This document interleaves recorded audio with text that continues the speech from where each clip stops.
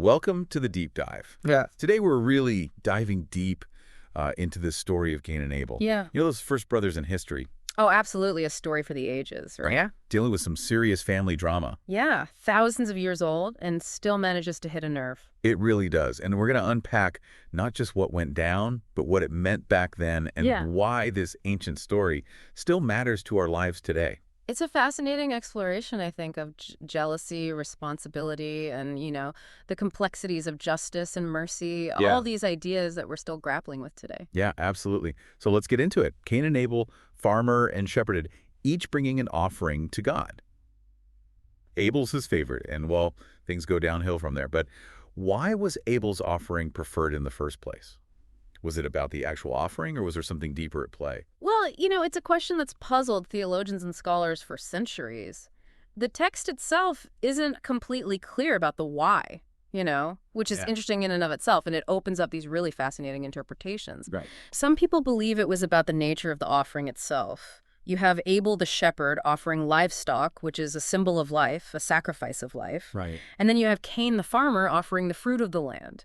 So some argue that this difference hints at a distinction in the value placed on each offering. Right, like the shepherd giving up something more precious, making a bigger sacrifice. Exactly. But then there's this other layer of interpretation too, right? Like maybe it wasn't just what they offered, but how they offered it. Yeah, absolutely. Some scholars suggest it was more about the internal, the heart behind the offering. Mm-hmm.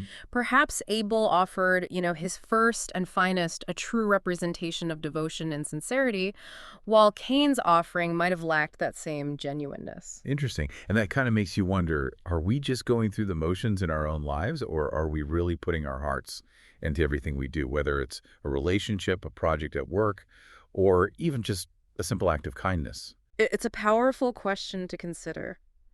And, if we look at Cain's reaction to God's preference, it kind of seems to highlight this idea of intentionality. Yeah. Instead of really looking inward and examining his own actions, he lets this jealousy consume him. Yeah. Which ultimately leads him to commit this terrible act. Yeah, you're right. His jealousy it becomes all-consuming, and it's a stark reminder of how destructive it can be to let those negative emotions fester, especially when we don't take the time to understand where they're really coming from. Yeah, absolutely. And that takes us to that pivotal moment where God confronts Cain about Abel's whereabouts and, Cain's response, Right. am I my brother's keeper? Right. Which continues to echo through human history, don't you think? It really does. It forces us to ask ourselves, right, where does our responsibility to others begin and where does it end? I mean, it's easy to say we shouldn't harm others, but, in the complexities of everyday life, those lines can get blurry. So how do we navigate that gray area? Yeah, it's a question with no easy answers. And maybe that's why this story remains so relevant. It doesn't necessarily offer these clear-cut solutions, but it presents this mirror to our own humanity, our own human nature. And we see that in Cain's initial denial of responsibility. Which is a very human reaction to guilt and to fear.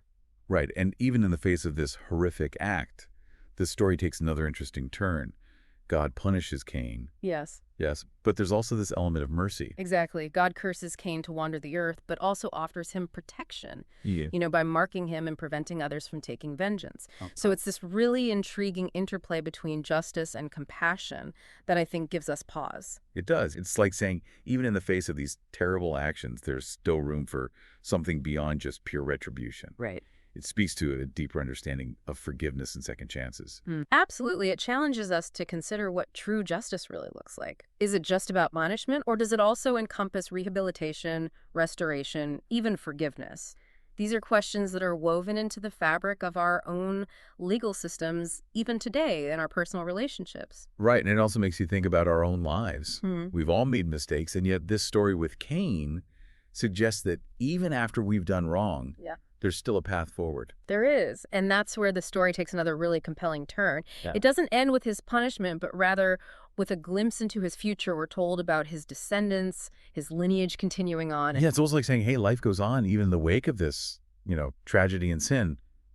History doesn't stop, and neither do the impact of our choices. Yeah, and it's this powerful reminder, I think, that our actions have consequences, right? And not just for us as individuals, but for those around us. And those consequences can extend, far into the future. Right. Like tossing a stone into a pond, the ripples just keep spreading outward, Oh, yeah. touching everything in their path. Absolutely. It makes you think about the legacy we're creating even with our small choices. Yes. Not just the big life-altering decisions, but even those little everyday interactions we have with each other. Absolutely. The way we treat each other, the values that we embrace, the contributions we make, big or small, they all weave into this larger tapestry of humanity, right?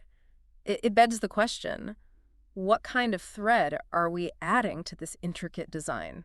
Yeah. It's a humbling thought. It is, if we're really being honest with ourselves. We've all had our Cain moments, those Yeah. times when it's maybe jealousy, anger, selfishness, led us down a path that, in retrospect, maybe wasn't the best. We have, but the story isn't necessarily one of condemnation. Right. It's this opportunity, I think, for reflection and for growth, and ultimately it reminds us of this shared humanity that we have, right? This capacity for both darkness and light. So where does that leave us then? What can we take away from this ancient story and apply to our lives today? Maybe it's a call to just live more consciously, to recognize the way of our actions, and really strive to align our choices with our values. Mm-hmm. To remember, as Cain was reminded, that we are our brothers and sisters' keepers, Yeah. responsible not just for ourselves, but for the well-being of each other. Well said. The story of Cain and Abel, though ancient, continues to offer this really, I think, profound wisdom. And it really urges us to kind of look inward, examine our own lives, and consider, the legacy that we're leaving behind. A legacy not just of actions, but of intentions, too, and really recognizing that inherent value that we all have within each other. Yeah, and maybe in that recognition, we might just find a way to break free from that cycle of jealousy and violence and instead embrace, a path of compassion, responsibility, and hope. I think so. It's certainly a lot to ponder. Thank you for joining us on this deep dive into this timeless story of Cain and Abel. Until next time, remember that every choice we make, no matter how small, has the power to ripple outwards, shaping the world around us.